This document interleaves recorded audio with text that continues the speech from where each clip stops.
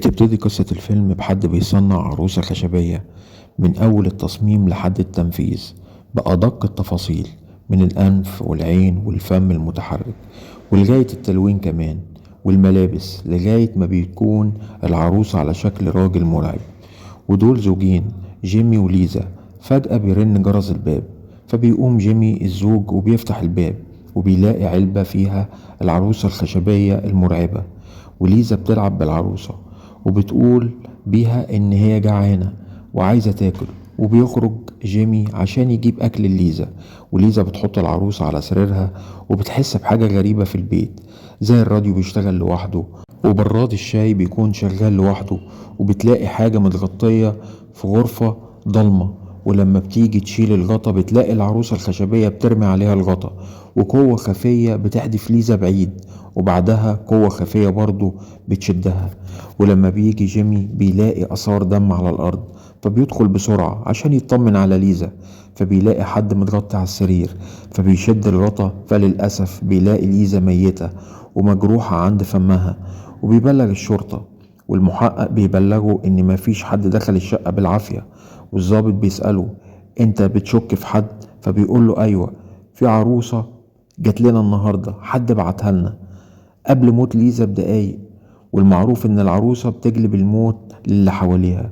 فبيروح جيمي لمرات أبوه وبتفتح له الباب وبتكون مستغربة إنه جه، وبتقول أبوك هيفرح أوي لما يشوفك. وأبوه بيكون قاعد على كرسي متحرك وبيكلمه، وزوجة أبوه بتكون جنبه. وجيمي بيسأله انت ما قلتليش ليه انك تعبان قوي كده؟ وابوه بيقوله انت ما بتردش عليا اصلا. وبيروح جيمي لوولكر عشان يختار النعش بتاع زوجته، والحنوتي بيقوله هحتاجك تملى شوية النماذج ديت. وبيبص على صورة ليزا وبيكون حزين على فراقها. وبيروح الجنازة بتاع زوجته وبيلاقي ست عجوزة بتقوله انها هنا مفيش حد في امان عشانها، فبتقوله هي ماري شو مفيش غيرها. وزوج السيدة العجوزة هو وولكر، بياخدها بسرعة وبيقول لها سيبيه في حاله.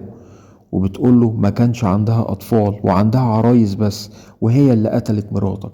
وهي ماشية بتقوله لازم تدفن العروسة، لازم تدفنها في مقبرة بيلي. وبسرعة بيروح ناحية قبر متغطي بالشجر، ولما بيشيل الشجر دوت بيلاقيه قبر ماري شو. وبيروح بسرعة وبياخد العروسة وبياخدها على المقابر، وبيفتح مقبرة بيلي وبيحط فيها العروسة. لكن العروسة بتبصله بنظرة مرعبة، ولما بيجي يدور العربية بيحس بحاجة بتتحرك حوالين العربية. ولما بيروح وبيخرج من الحمام للأسف بيلاقي العروسة على السرير، وبيتخض جدا وبيلاقي المحقق موجود وبيقول له انا قلت لك ما تسيبش المدينة. وبعدها جيمي بياخد العروسة وبيروح على السيدة العجوزة زوجة وولكر وبيقول لها صديقك اهو. وولكر بيقول له المفروض ما يكونش معاك العروسة ديت، العروسة ديت شر. وبيكمل وبيقول له انا لما كنت طفل كانت ديت ايام المجد لمدينة رافنس فير، وبيفتكر ان كان في مسرح كبير ومقدم البرامج بيسأل على بيلي وبيقول أنا متوقع إنك مستخبي ورا. وبيكون سيدة عجوزة اسمها ماري شو بتتكلم من بطنها بالعروسة بيلي وبتعمل عرض مسرح والجمهور بيضحك، وماري كانت مخيفة جدا. وبيكمل وولكر إن بعد فترة ماري اتقتلت وجابوا جثتها عند أبويا عشان مراسم الجنازة، وطلبت إن دوميا تقوم بدورها قبل الموت. وبيقول له دخلت غرفة جثتها وسندت على الترابيزة اللي عليها الجثة، والجثة وقعت على الأرض وكان شكلها مرعب جدا، وفتحت بقها وكمان وقفت، بس أنا ما صرختش وحطيت إيدي على بقي. ودخل أبويا وولكر جاب صور العائلات كاملة ماتوا بدون ألسنة زي اللي حصل لزوجتك بالظبط، وبيبلغوا إن ماري شو مش هتتوقف عن القتل حتى يتوقف الصريخ او الصويت دوت خالص. وجيمي بيقول له انت قلت انها كانت عايشة في المسرح القديم صح؟ فبيقول له ايوه. وبيوصل جيمي للمسرح القديم وبيكون مهجور ومخيف جدا، وجيمي بيتجول في المسرح وبيلاقي كتاب عن العرايس الخشبية وكيفية الكلام وبتتحرك ازاي. وولكر بيلاقي زوجته بتكلم العروسة، وولكر بياخد العروسة في مكان تاني بعيد عن مراته خوفا عليها، وبيمسك جاروف وبيلاقي العروسة اختفت.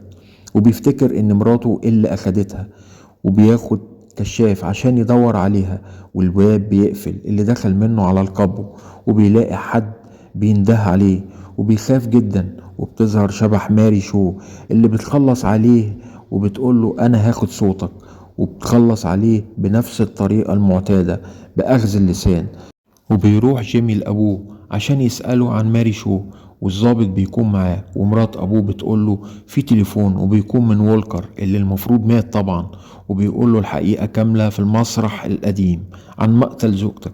فبيروح هو والظابط، والمكان بيكون مرعب جدا جدا، وفي عرايس كتير بتتحرك لوحدها وبتكون مخيفة جدا، وبيكونوا مش مصدقين اللي شايفينه.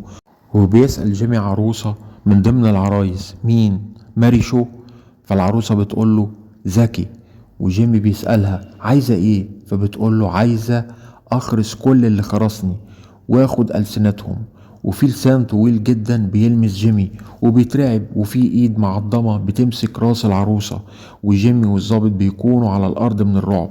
والعروسة بتقف وكل العرايس بتتحرك، والظابط بيضرب كذا واحدة بالرصاص، وشبح ماري شو بيظهر وبتهجم عليهم هي والعرايس، والمسرح بيتحرق.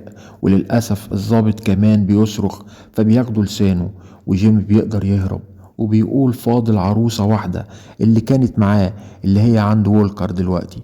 فبيروح لوولكر وبيلاقيه ميت وزوجته حزينة عليه، وبيسألها فين العروسة، وبيعرف ان اللي اخد العروسة هو ابوه، وبيقول لها ازاي ابويا على كرسي متحرك.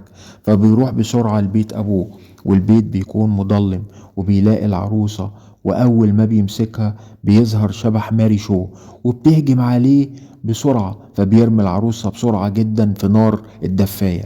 فالشبح بيصرخ وبتختفي، وبيلاقي ابوه قاعد في غرفة ضلمة وبيكلم ابوه، لكن ابوه ما بيردش ولا بيتحرك، ولما بيهزه بيقع. فبيلاقي ابوه اصلا ميت، ومراته بتستخدمه كأنه عروسة خشبية بالظبط، وبتتكلم بصوته من بطنها، وحتى الاكل كان بيسقط تحتيه.